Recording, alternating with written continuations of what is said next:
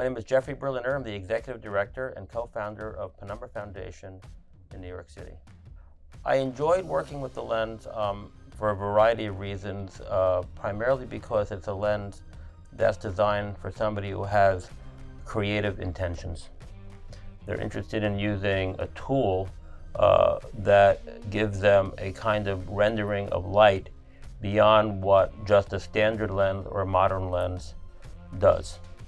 So one of the important aspects of it is to be able to shift the focus to create a soft focus effect. But I think a more important aspect is to be able to shift the out of focus areas called bokeh to the desired effect given what the photographer artist is hoping to achieve within the field of view.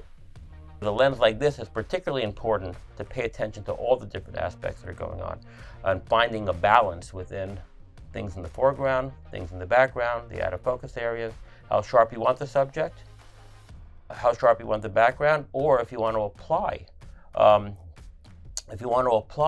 a particular kind of out of focus or field, and in a particular amount, the lens allows you to do that. So I was using that in Madison Square Park, on the street, and then I went up to Kingston, New York, and I was looking to shoot more nature scenes or more architecture. I was looking for subjects in the foreground, and then looking what the bokeh did in the background, and finding a nice balance between the two.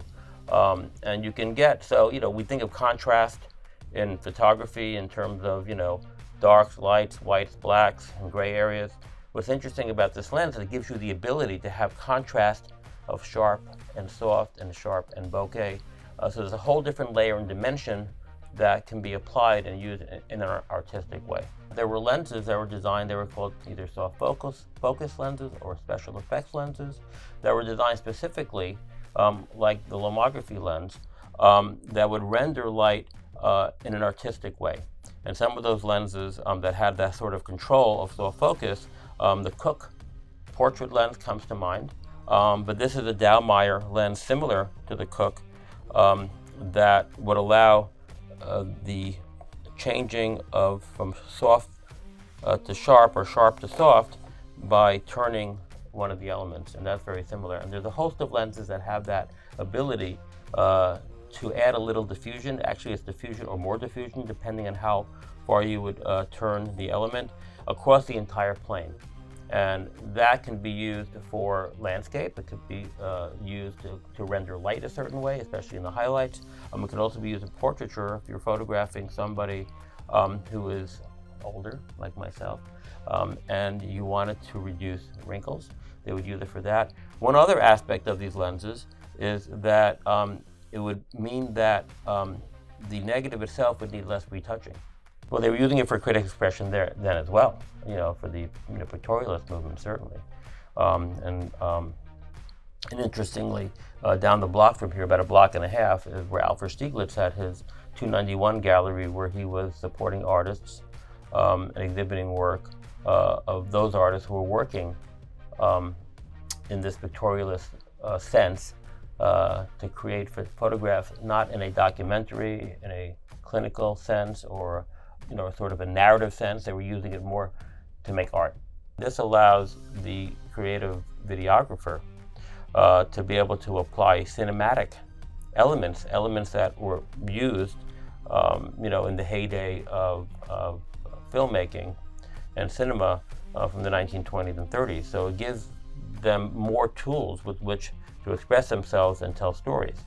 And a lens like this on an Alpha 7, which has video capability, I think is very important for those types of people who are working in video. Many modern lenses are formulated to reduce and minimize. You can never get rid of all of it, but to minimize it to the fact that it's not to the point where it's not that prominent, so you're not paying attention to it. With a lens like this, they're leaning into the spherical aberration. They're happy to introduce that so that it can be controlled in a way so that you can apply more or less depending on what you're photographing, what you're trying to say.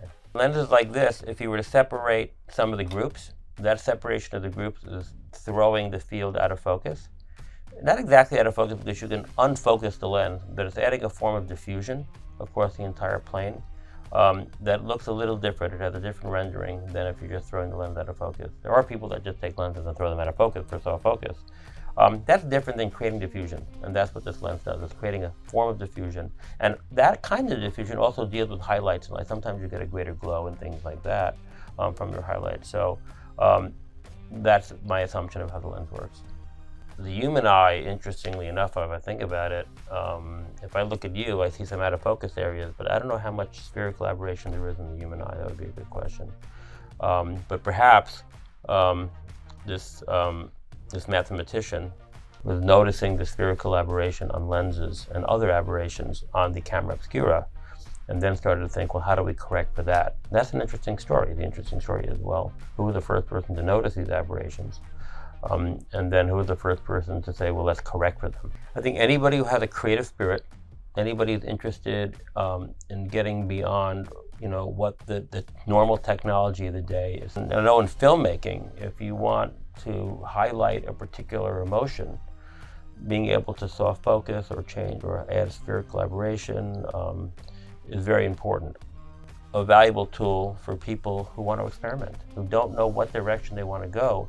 And sometimes that experimentation brings you down a path to expression. The bokeh control between the bokeh and the soft focus is accessible. It's far enough away so you're not getting confused. If you're used to using modern lenses, you're going to come to this lens and you're not going to be flummoxed. You're going to find that it reacts and it operates like a modern lens. The bubble effect is a form of bokeh. It's a nice effect, especially with highlights in the background or trees in the background. It gives a nice painterly quality and it differentiates between the subject in the front and the subject in the back. But it gives a nice quality to the background that is pleasing. It could be pleasing, it could be harsh, it could be different things depending on what you're trying to say. It can create emotion. It can desaturate emotion depending on how you use it, which is a nice tool to have.